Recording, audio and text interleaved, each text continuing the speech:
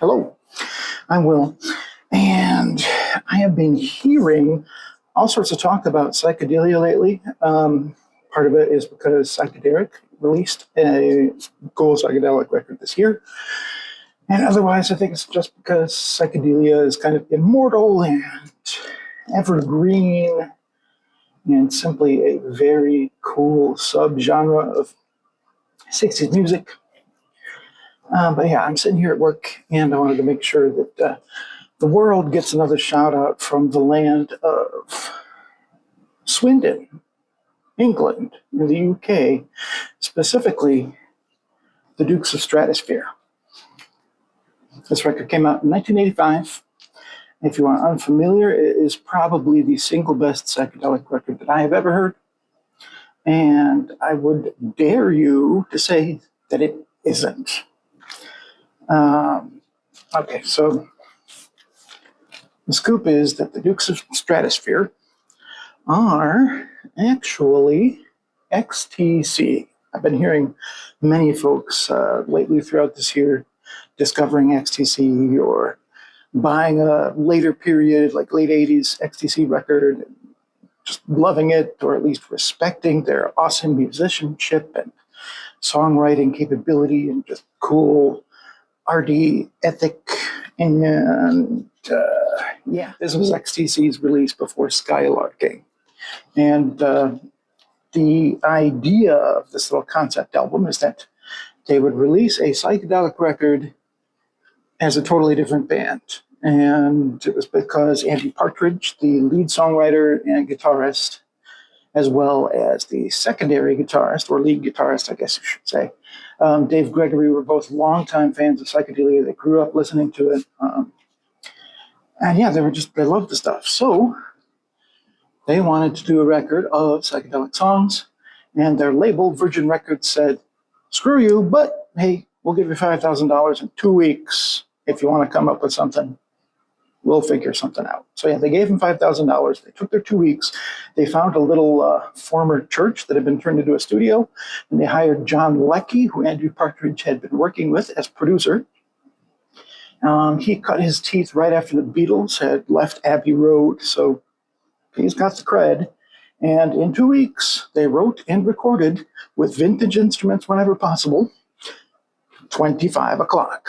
Called themselves the Dukes of Stratosphear.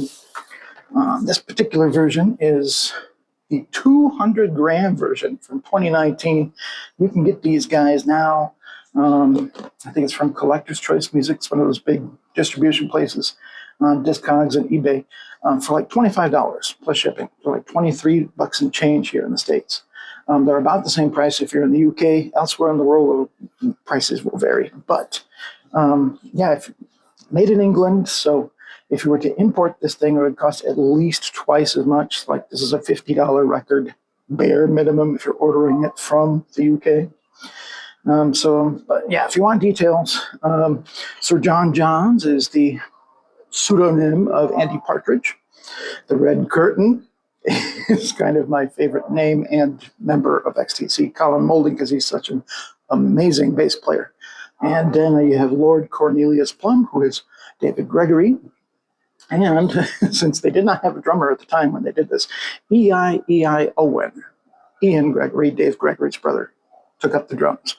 And it's actually an EP. There's only 3 songs on each side, but they are absolutely stunning revelations, an extraordinarily successful, amazing tribute to everything that was psychedelia in the 60s, released in 1985. And yeah, if you take a listen to it, you can stream it.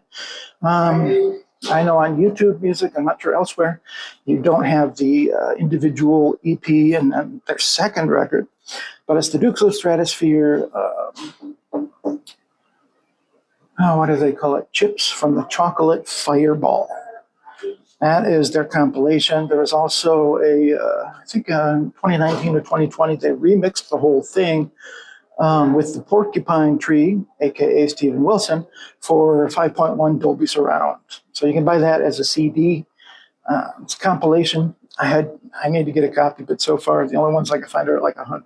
So Anyway, I don't really have 5.1 sound system, so I guess I don't really need it. But yeah, Dukes of Stratosphear. If you want to stream it as Chips from the Chocolate Fireball. But both discs are absolutely stunning. I've listened to these things for about 25 years now. They are bar none my favorite psychedelic releases of all time. 25 o'clock, Sonic Sunspot.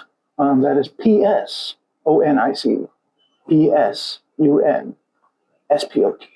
The Dukes of Stratosphear. Pick them up, folks. You will absolutely not regret it. Not for a moment. I'm going to shut up now. It's lots of bums and stuff. I'm starting to get my caffeine rush here, which is nice. But I figure what I should do is do a couple needle drops. But these things are full of so many great surprises that I don't really want to reveal any of the big moments here.